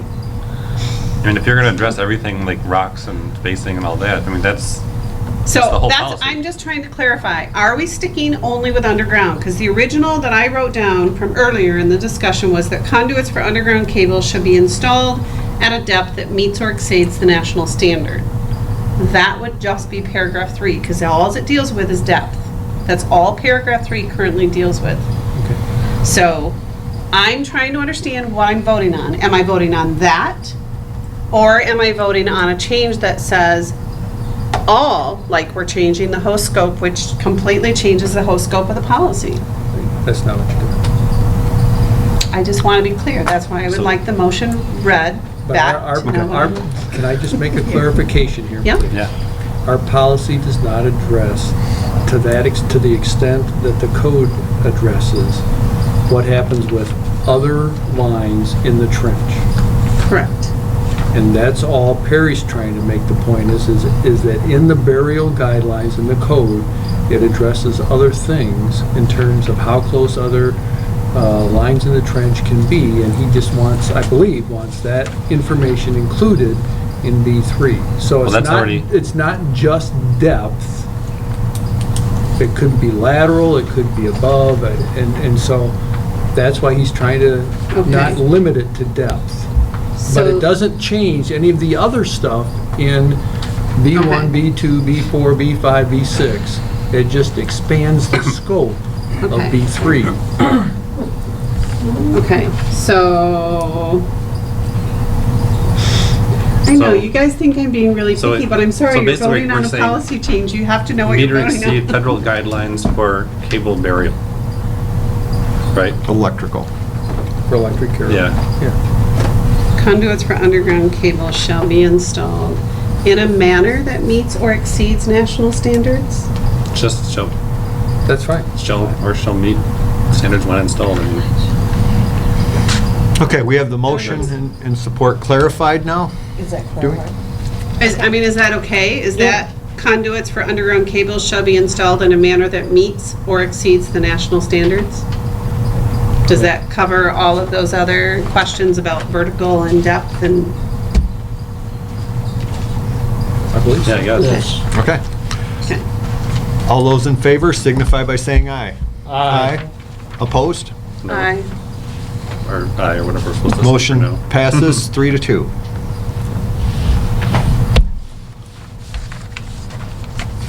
And then on the concrete issue, are we going to leave that up to Greg? Or what? I believe, I'm not making a motion on it. I will agree that that's a decision that probably should be done by our management or whatever, but I strongly urge that to be done. I mean, I think that resolves a lot of hostility, and I don't, that's where I am with it. All right. So you're not necessarily suggesting concrete, but just something that would make it safer. Because I could see concrete making it more prone to breaking because you got more dirt acting on the concrete. If you crack it, you can crack the conduit. I mean, I don't know. I mean, there's a whole lot of geology going on that I don't know that a civil engineer would know, but that's what I'm just saying. I don't like micromanaging the details of these kind of things because Correct. I think we're going to let they're probably Greg gonna have a make better that idea. decision. So it sounds like what you're saying is just you want them to do something that would make it safer. That would make, I understand that would that- make some of the public happier. My problem is that it was a policy to be 36 inches. Whether, who's at fault, we inspected it, whether we read the thing wrong, whether the snow pile was too high, for whatever reason, it didn't meet our policy. It meets the standard of the National Electric Code and Safety. My problem is that at that time, it's just, for me, it's a personal thing that I don't like changing something to meet what has already occurred. Well, we can't do that. I don't think that's what we did. That's not what we're doing. I mean, think we clarified the policy But because this situation showed us that there was Right. something wrong with the policy. Right. So we're not, I mean, the fact that it happens to be within the federal guidelines, I mean, We're still saying we're We- leaving it up to Greg to Yep. deal with Biggie. Yeah. That's what we have management for. and my understanding is that we met the policy because when that line was put in, it was inspected and passed. And the policy said this is the criteria, and our inspector said that we did that.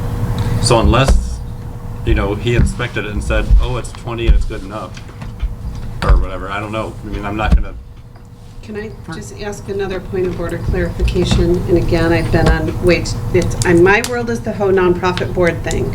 And in nonprofit board things, the chairman of the board doesn't typically vote. Is that not the norm here? That's not the norm. Okay. he always votes. Just checking. Because in I think he nonprofit has to boards, vote, the actually. board does not vote except in a tie. Board chair doesn't Okay. vote except I in a think tie. he's required to Okay. vote. No, just checking. Okay. No. That's all. It's all, whatever. Okay. That's fine. I just want to Understand that nonprofit, but at the same time, we have a charter. No, And- that's why I wanted to ask, so. All right. That brings us to informational items. Greg, turn that over to you. Performance data. Okay. First item, I have to find it here, is the performance data for the month of September. And as we look at our electric sales and usage, the month was slightly less than this same month last year. I believe we can state that it was probably a cooler month than it was September a year ago. And the numbers indicate that the total electric sales in dollars and sales in kilowatt hours for each category was down. We go on to look at the information from the prior month in terms of total electric requirements. And again, for that month, it was down from the previous year, as was our peak. So in general, the last several months have been down from previous year. And again, basically because we didn't have the same hot summer that we'd had last year. There's a note there, we had talked last month about the fact that we did have generation in the month of August. And so again, that hasn't been reported yet. We don't have that information. We'll have that next month from MPPA. That'll show up on the reports. The next section was the residential and commercial billing statistics. That hasn't changed from the last report. We flip the page and we look at investments in cash. So, I guess, what do you mean, you're talking about where Steve data report? Yes. So does that mean that our numbers will be higher? I mean, I'm not, It just means that we'll have the number of our generation. Whether we generated 1 megawatt or 3 megawatt, it'll be something different than 0. okay. I was looking at where the arrow went, and the arrow was kind of going up to commercial sales. I know, I noticed it. I'll see if I can try to edit where the arrow goes. It kind of dictates. Well, I was looking at them going, okay, so I guess that reflects about what commercial Yeah. sales is gonna be, or? Yeah, it's the internal generation. Okay. It's Sorry. internal It's generation. Right in Gotcha. the corner, right in Okay. the corner. Sorry. Upper right-hand corner. All right, investments in cash, things that haven't changed considerably. It is up over the previous month.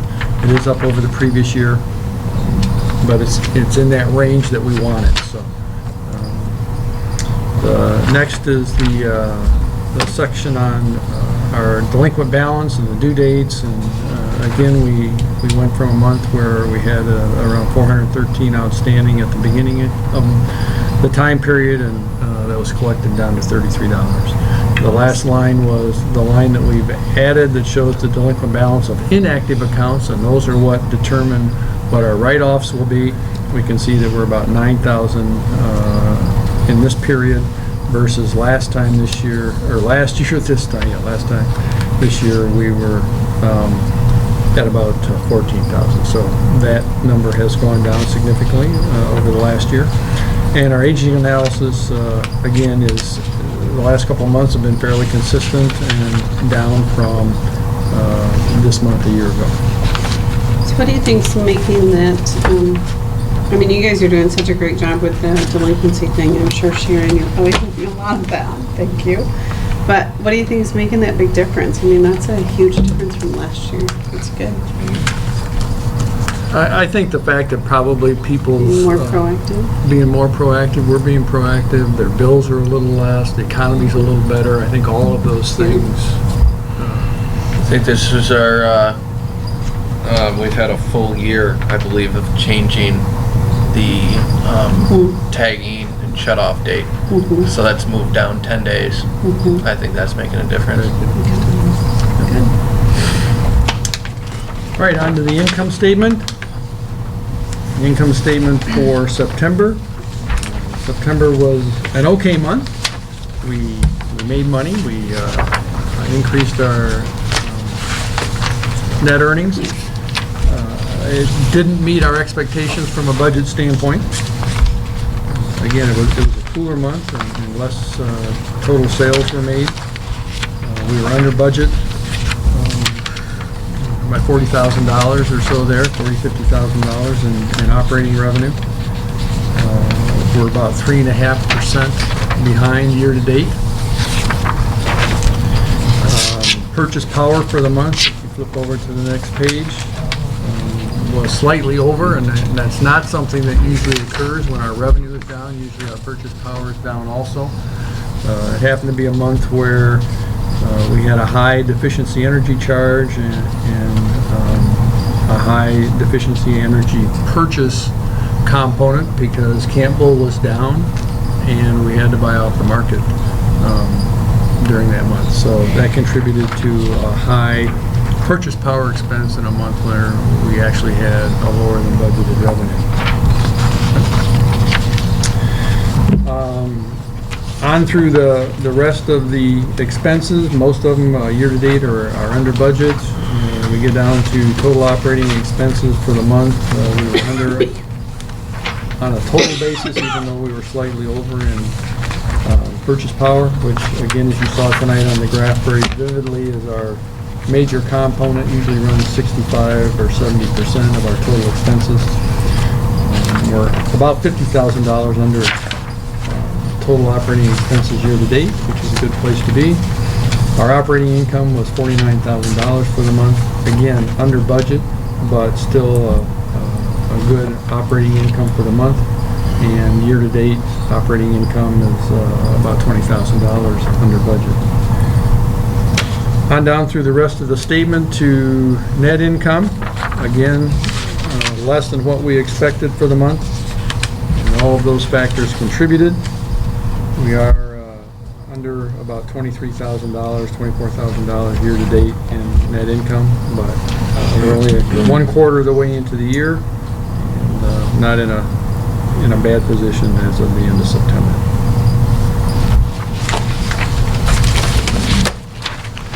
Capital expenses, we have again the two sheets. One shows capital expenses by GL number, our general ledger, and where those expenses were allocated so far this year. The bottom line is we're 1/4 of the way through the year, and we've used about 1/4 of our capital expenses. So I would say that we're right on track for the first 1/4 of the year. The second sheet shows exactly which project those expenses were allocated to and what the budget dollars were for those. It's consistent with the sheet before it in terms of how much we've spent out of our total allocated capital expense budget for the year. The next sheet is our outage summary. There were 2 outages in the month of September. They affected 8 customers. One was an overhead equipment failure. One was really unknown. It falls into the unknown category because it was a fire and we were called out to do a disconnect because of the outage for the fire. Wasn't that supposed to be an other category? Yes. I just noticed that I saw unknown. Well, you know what that was. Right, and we then I know saw it it was so number it 8. should be So another. Yep, you're right. so just something didn't copy over. Yep. That moved. Thanks, that was a good catch. All right, on to the manager's report. Staff went to MMEA annual conference in Bay City. Tom and Mark and I and Sharon all attended at least some portion of the conference. Steve was at a APPA conference at the time and wasn't able to participate, but I think it was a great conference, and I think Tom and Mark and Sharon were able to ascertain good information, and it was well worth the trip. Sharon is also has an upcoming APPA conference. Is that yet this month or is that November? It's this month, It's this month. Okay. So 25th. we've made our RP3 submission. It was received by APPA in September, and we'll be awaiting their review. A big thanks goes out to Tom and Sharon and Steve for getting that information assembled and our submission in. Tom was a little nervous that he was going to get it in on time because he went to the Michigan Employees Retirement Conference also, and he had to get it in ahead of time. So we all got a text that it was received. So, but thanks very much for the effort. Our P3 is reliable public power. Thank you. I was trying to remember what it was. Thank you. And we've won that award twice. And we've submitted